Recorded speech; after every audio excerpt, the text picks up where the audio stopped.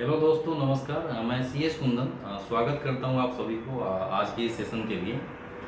आज के इस सेशन में हम कंपनीज एक्ट से संबंधित कुछ बातों को डिस्कशन करने वाले हैं। ये जो सेशन होगा ये सारे वो CS स्टूडेंट्स, CA स्टूडेंट्स और लॉ के स्टूडेंट्स और वो प्रोफेशनल जो कंपनी लॉ से संबंधित काम करते हैं उनके लिए डेफिनेटली ये बेनिफिशियल होगा। आज का जो ये डिस्कशन होगा हम इसमें कंपनीज एक्ट का जो सेक्शन 3 है और जो सेक्शन 7 है इन दोनों के संदर्भ में डिस्कशन करेंगे। तो जैसा कि आपको पता है कि जो कंपनीज एक्ट का सेक्शन 3 है वो फॉर्मेशन ऑफ कंपनीज की बात करता है और जो सेक्शन 7 है वो इनकॉर्पोरेशन ऑफ कंपनीज की बात करता है।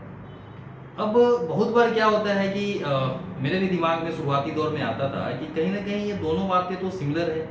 अगर हम फॉर्मेशन ऑफ कंपनीज की बात करें चाहे इनकॉर्पोरेशन ऑफ कंपनी की बात करें, लेकिन जब चीज़ों को समझा तो देखा मैंने कि जो सेक्शन 3 है, तो सेक्शन 3 जब आप पढ़ते हैं तो सेक्शन 3 में ये बताया गया है कि कंपनी को बनाने के लिए किन किन चीज़ों की ज़रूरत पड़ेगी। यानी कि सेक्शन जो 3 है कंपनीज एक्ट 2013 का वो सब्सटैंटिव प्रोविज़न है। अब ये सब्सटैंटिव प्रोविज़न क्या होता है? सब्सटैंटिव प्रोविज़न जो होता है वो बस हमें ये बताता है कि किसी काम को करने के लिए ज़रूरत क्या होती है। या आप ऐसा समझे कि अगर मान लेते हैं कि अगर आपको खीर बनाना है तो खीर बनाने के लिए जो हम सामग्री इकट्ठा करते हैं, ठीक है, आपका जो सामग्री होता है जैसे दूध है, चीनी है, जो कुछ भी ये सामग्रियां हैं, इन चीज़ों को हम क्या बोलेंगे कि ये सामग्री इकट्ठा करेंगे, फिर हम उसके बाद खीर बनाने के लिए प्रोसेस करते हैं। तो जो सेक्शन 3 है तो सब्सटैंटिव प्रोविजन का मतलब भी कुछ ऐसा ही होता है। तो जो सेक्शन 3 है कंपनीज एक्ट 2013 का वो यही बताता है कि चाहे हम 1% कंपनी बनाने की बात करें, चाहे हम प्राइवेट कंपनी बनाने की बात करें अदर देन ओपीसी, या पब्लिक कंपनी बनाने की बात करें, किसी भी तरह के कंपनी बनाने के लिए आवश्यकताएं क्या है।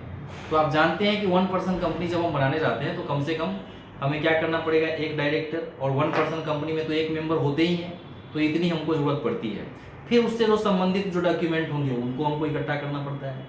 अदर देन 1% कंपनी में अगर हम प्राइवेट कंपनी की बात करें तो इसमें 2 से लेके 200 तक मेंबर हो सकते हैं।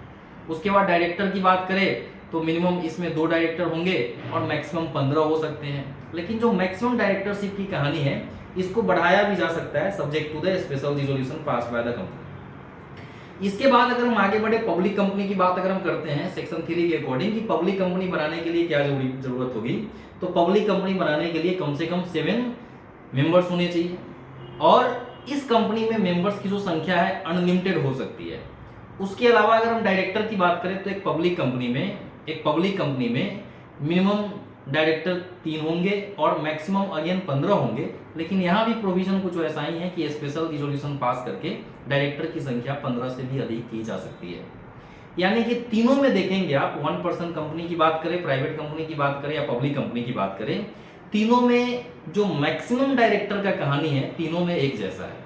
मिनिमम की बात करें तो तीनों में अलग अलग है, लेकिन अगर मैक्सिमम की बात करें तो तीनों में एक जैसा है, मैक्सिमम 15, और एसआर पास करके इस संख्या को 15 से ज्यादा किया जा सकता है।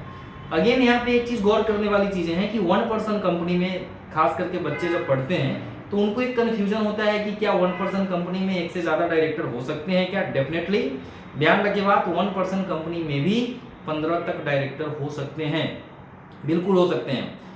1% कंपनी का जो डेफिनेशन है सेक्शन 2 सबसेक्शन 62 वो ये कहता है कि 1% company means the company having only 1 member not director. तो मेंबर एक होना चाहिए, डायरेक्टर की संख्या एक से ज्यादा हो सकती है।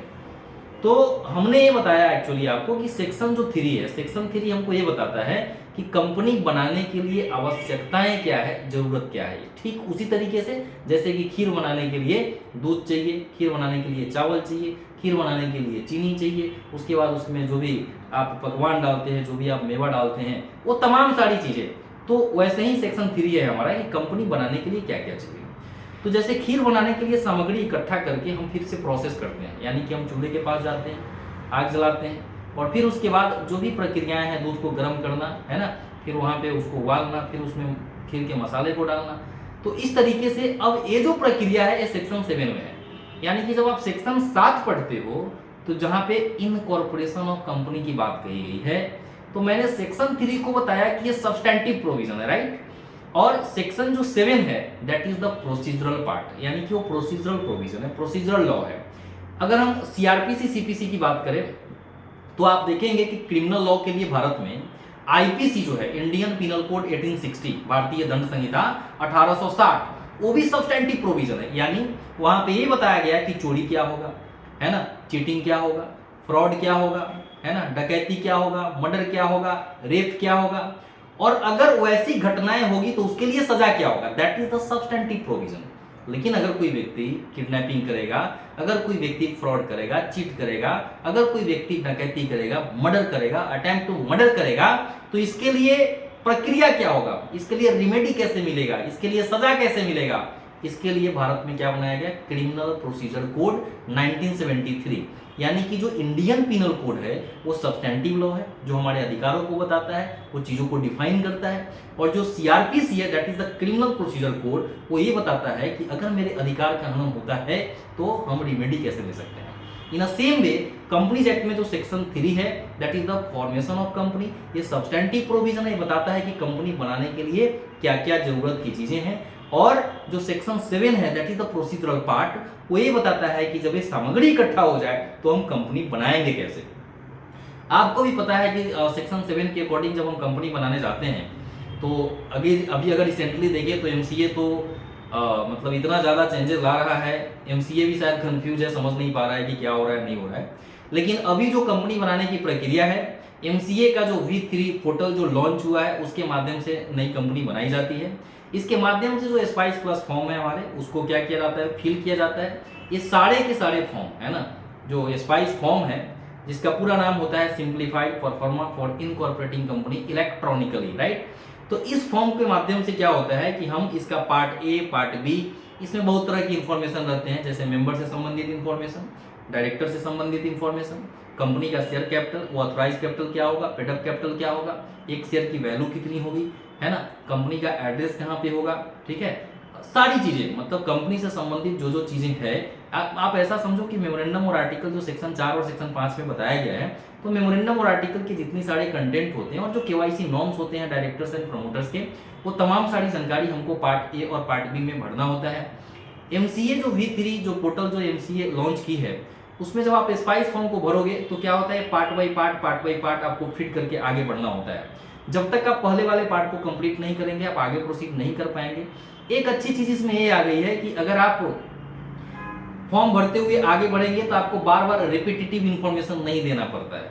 जैसे होता क्या था कि जैसे अगर सब्सक्राइबर से संबंधित डिटेल हमको स्पाइस फॉर्म में डालना है, अगर पार्ट ए में डालना है, तो उस क्या होता था कि फिर जब हम अजाइल फॉर्म भरने जाते थे तो हमको वहां भी डालना पड़ता था। अब ये चीज नहीं है, अब वो क्या है, ऑटोमेटिक फेच हो जा रहा है, यानी कि सिमिलर इन्फॉर्मेशन आपको बार बार भरना नहीं पड़ेगा।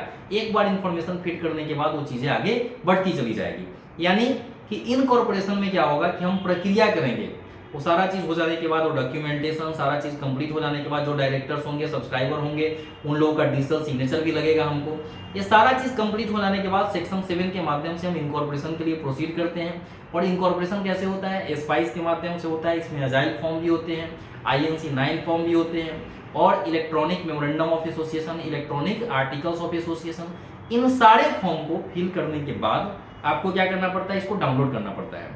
ये सारा फॉर्म जब कंप्लीट हो जाता है, सारा फॉर्म जब भरा जाता है, कंप्लीटली फिल हो जाता है, फिर हम इस फॉर्म को क्या करते हैं, डाउनलोड करते हैं। डाउनलोड करने के बाद जो भी इसके सब्सक्राइबर्स हैं और प्रोफेशनल का डिजिटल सिग्नेचर इसमें हम लगा करके क्या करते हैं, इसको MCA पोर्टल पे जा करके अपलोड करते हैं। MCA पोर्टल पे जब आप फॉर्म को अपलोड करते हैं तो वहाँ पे दो ऑप्शन मिलते हैं। एक होता है नॉर्मल फॉर्म अपलोड करने की प्रक्रिया, दूसरा होता है लिंक फॉर्म। तो क्योंकि इनकॉर्पोरेशन में एक से ज़्यादा फॉर्म होते हैं तो यहाँ पे हमको लिंक वाला ऑप्शन चूज करना होता है। और लिंक फॉर्म चूज करके, चूंकि एक से ज़्यादा फॉर्म है, जैसे स्पाइस हो गया है ना, उसके बाद मेमोरेंडम है, आर्टिकल्स है, INC 9 है, उसके बाद अजाइल फॉर्म हो गया, इन तमाम सारे फॉर्मों को हम क्या करते हैं, एक साथ अपलोड MCA पे कर देते हैं। फिर क्या होता है, चालान जनरेट होता है। एक बार आपको स्टाम्प ड्यूटी की पेमेंट करनी होती है, जो मेमोरेंडम ऑफ एसोसिएशन होता है उसका स्टाम्प ड्यूटी का पेमेंट करना होता है। उसके बाद फिर क्या करना पड़ता है, उसके बाद फिर से हमको पैन और टैन ये सब चीज़ की जो फीस होती है वो हमको पे करना होता है। हर राज्य के लिए जो इनकॉर्पोरेशन का फीस होता है वो अलग अलग होता है, क्योंकि हर राज्यों का स्टाम्प जो ड्यूटी होता है वो अलग अलग होता है। आपको भी पता है कि जो हमारा संविधान है, संविधान में अधिकारों का बंटवारा किया गया है, क्योंकि हमारा कॉन्स्टिट्यूशन फेडरल स्ट्रक्चर का है, तो कुछ पावर राज्यों के अधीन में है, कुछ पावर केंद्र के अधीन में है। तो जो स्टाम्प ड्यूटी लगाने की जो अधिकार है वो राज्य के एम्बिट में आता है। इसी कारण से कंपनी बनाने का जो फीस होता है हर राज्यों का अपने अपने हिसाब से होता है और हर राज्यों का फीस डिफर करता है। हो सकता है कि वो दिल्ली में कुछ और हो, मुंबई में कुछ और हो, कर्नाटक में कुछ और हो, यानी कि स्टेट टू स्टेट डिफर करेगा, है ना, डिपेंडिंग अपॉन द पॉलिसी और depending upon the stamp duty levied by the concern state government. तो ये तमाम सारी चीजें हैं। उसके बाद जब आप चालान का फीस जमा कर देते हैं तो चालान जनरेट हो जाता है, एसआरएन जनरेट हो जाता है, जिसको हम सर्विस रिक्वेस्ट नंबर बोलते हैं। SRN generate service reference number बोलते हैं। तो उसके बाद क्या होता है, एसआरएन जब जनरेट हो जाता है, इसके माध्यम से आप अपने फॉर्म को क्या कर सकते हैं, ट्रेस कर सकते हैं। ट्रेस कर सकते हैं आप अपने, ट्रैक करने के बाद आप अपनी स्थिति जान सकते हैं कि हाँ प्रक्रिया कहाँ पे है। जनरली आज के दिन में अगर हम देखें, अगर आपका सब चीज़ ठीक है, अगर आपका फॉर्म वगैरह सही है, आपका नाम अगर किसी कंपनी से या किसी ट्रेडमार्क से मिलता जुलता नहीं है, तो ऐसे स्थिति में जनरली 1 से 2 दिन में कंपनी बन जाती है। आज के परिप्रेक्ष्य में अगर हम बात करें तो कंपनी बनाने के दौरान आज अगर हम देखें तो जो प्रोफेशनल लोग हैं वो देख रहे होंगे कि एक्चुअली नाम से संबंधित थोड़ी सी क्वेरी ज़्यादा आ रही है, क्योंकि आप भी समझ सकते हैं कि इन नंबर ऑफ कंपनीज है, प्रोप्राइटरशिप है, पार्टनरशिप है, जिन लोगों ने अपना ट्रेडमार्क बहुत सारे प्रोडक्ट का अपने नाम का लेकर के रखे हुए हैं। तो थोड़ा सा नाम को लेकर के आप सजग रहे कि जब भी आप कंपनी बनाने जाए थोड़ा सा अपने स्तर से जो भी ड्यू डिलिजेंस प्रॉपर तरीके से करना है, अगर आप करके आगे बढ़ेंगे तो रिसबमिशन में फॉर्म आने के चांसेस कम रहेंगे। अदरवाइज हो सकता है कि वो फॉर्म रिसबमिशन में आ सकता है। तो एक कुछ जानकारी थी सेक्शन 3 से संबंधित और सेक्शन 7 से संबंधित। आई होप कि आपको समझ में आया होगा कि फॉर्मेशन का मतलब क्या और इनकॉर्पोरेशन का मतलब क्या। लास्टली हम इतना ही आपको बताएंगे। फॉर्मेशन से बात, फॉर्मेशन का मतलब ये है कि कंपनी, प्राइवेट कंपनी, ओपीसी और पब्लिक कंपनी बनाने के लिए क्या क्या जरूरत है, और जब ये जरूरतें पूरी हो जाती है तो हम इसको लेके सेक्शन 7 में शिफ्ट कर देते हैं, जहां पे हमको प्रोसीजर बताया जाता है कि how we can proceed for incorporation of company, यानी कि हम क्या प्रक्रिया फॉलो करेंगे प्रैक्टिकली कि हम कंपनी बना पाएंगे। तो थैंक यू सो मच, आज के लिए इतना ही। आई होप कि आपको ये वीडियो अच्छा लगा हो। अगर अभी तक आपने मेरे इस YouTube चैनल को सब्सक्राइब नहीं किया है तो समय समय पे अपडेट मिलने के लिए आप मेरे YouTube चैनल को लाइक कर सकते हैं, सब्सक्राइब कर सकते हैं, अपने दोस्तों के बीच में आप शेयर भी कर सकते हैं। और एक सूचना भी है कि मैं अब सप्ताह में कम से कम 5 वीडियो CS के बच्चों के लिए मैं अपलोड करूंगा, और ये लॉ से संबंधित चीज़ें होगी, चाहे वो कंपनी लॉ से संबंधित हो, चाहे वो जुरिस्प्रूडेंस से संबंधित हो, चाहे पार्टनरशिप एक्ट से संबंधित हो, इंटरप्रिटेशन ऑफ स्टैट्यूट हो, यानी कि CA IPCC, CS एग्जीक्यूटिव और CA फाउंडेशन और CA CET, इन बच्चों का जो सिलेबस है मैं कोशिश करूंगा कि इन्हीं बच्चों के सिलेबस के जो कंटेंट्स हैं हम इसको कवर करें, और सप्ताह में कम से कम मैं 5 वीडियो अपने YouTube चैनल माध्यम से आप बच्चों के बीच में मैं शेयर करूंगा। तो थैंक यू सो मच, मिलते हैं फिर नेक्स्ट सेशन।